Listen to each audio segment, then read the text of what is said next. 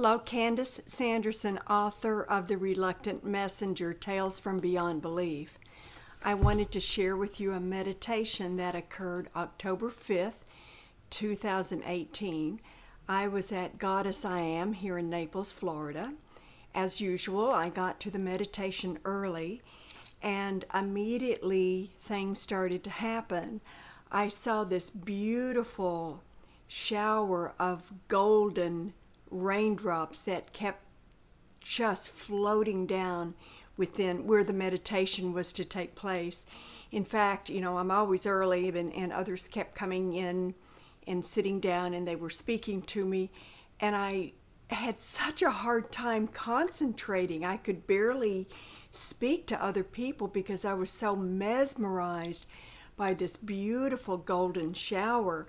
And eventually it covered the bottom of the floor, and it felt like we were just sitting on top of this beautiful golden lake or golden pond of energy. It was absolutely stunning.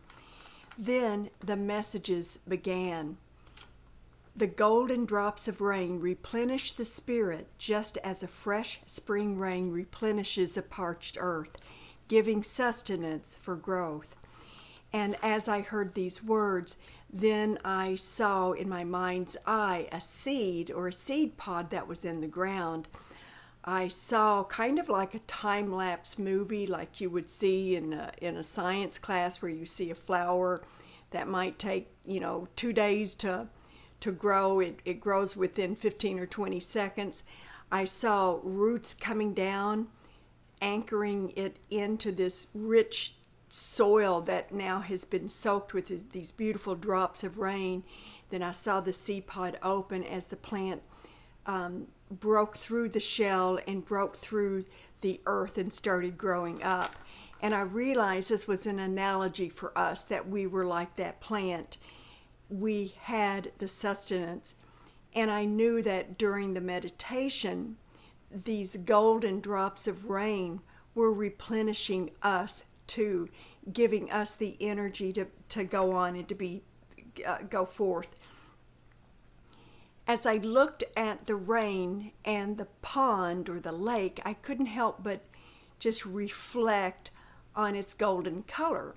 And then I got more messages that told me that the golden color is like the sun.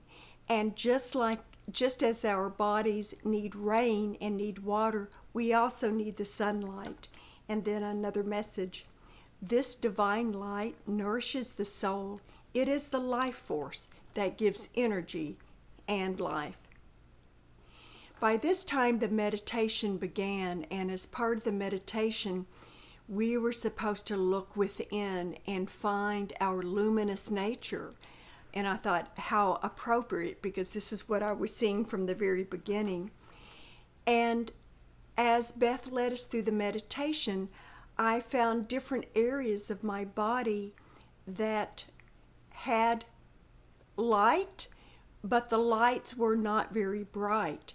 And it was almost like a blacksmith's bellows. I used to have horses, and I was always fascinated when I would watch the blacksmith as he would, prepare and shoe my horses. And he had this great big set of bellows, and he would use those bellows to just pump the air into the embers, and what looked like almost dead coal just started glowing and coming to life. And that's what this reminded me of.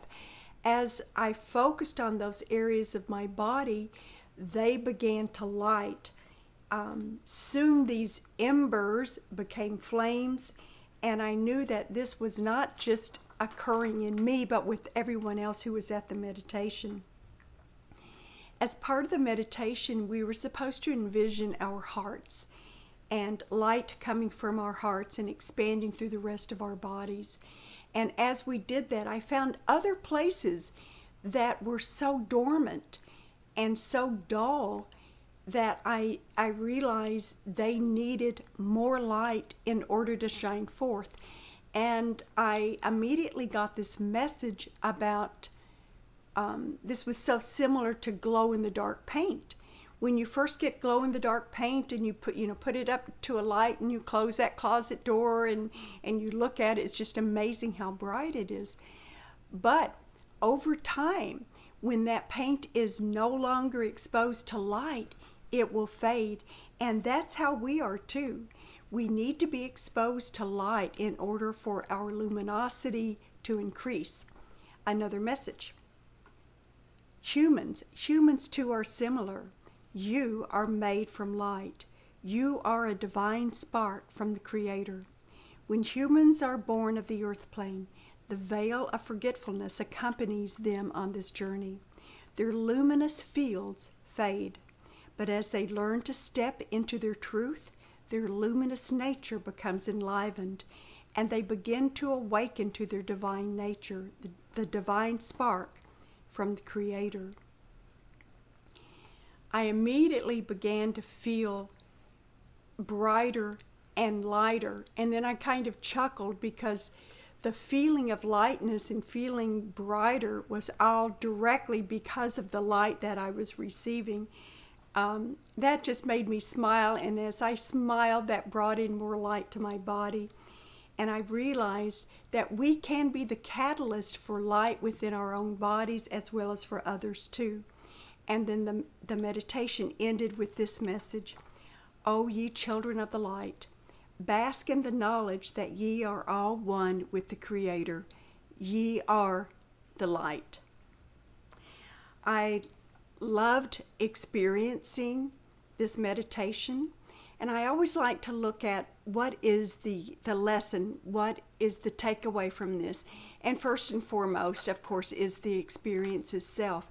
As you bask in more higher vibrations, you feel better. As I said, you feel lighter, you feel brighter, and it made me realize we truly are sparks from the divine source. We enter the earth plane through that veil of forgetfulness, so sometimes we forget that. But just like the glow-in-the-dark paint, we need to be exposed to light in order for those aspects or parts of us to become luminous again. So there are things that we can actually do. We can make a concerted effort to bring more light into us by eating healthier, which is an easy thing to say, but certainly not to do for me because I'd rather eat chocolate than anything else. We can be careful or be cognizant of the company that we keep. I notice that as I am walking more and more on this spiritual path, some of the friends that I had before are no longer part of my circle of friends.